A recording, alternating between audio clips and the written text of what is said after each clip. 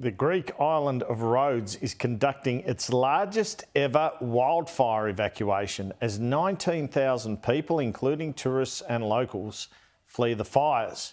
Airlines are pledging to run repatriation flights for stranded tourists, but travel operators are facing criticism for not acting quickly enough. An inferno in the distance, getting ever closer.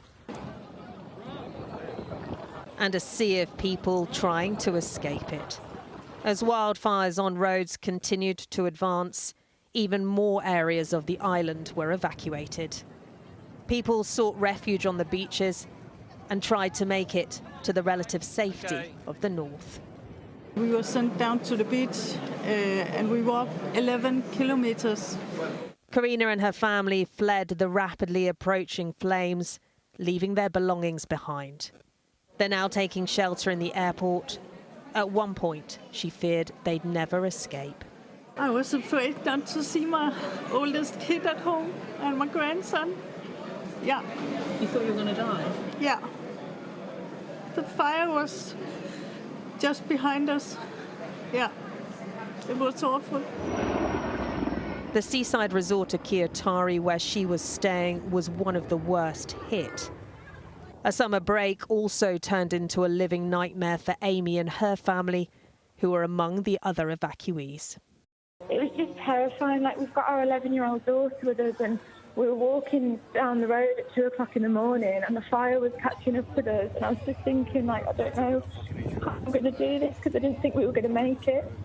We just had to keep running, and then the fire was getting closer and it was getting harder to breathe. And then a local guy pulled over in a truck, and he pulled us all into the truck and drove us to the beach.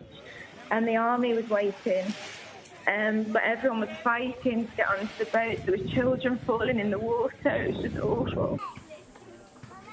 Many have taken shelter where they can, grateful they have somewhere safe to sleep.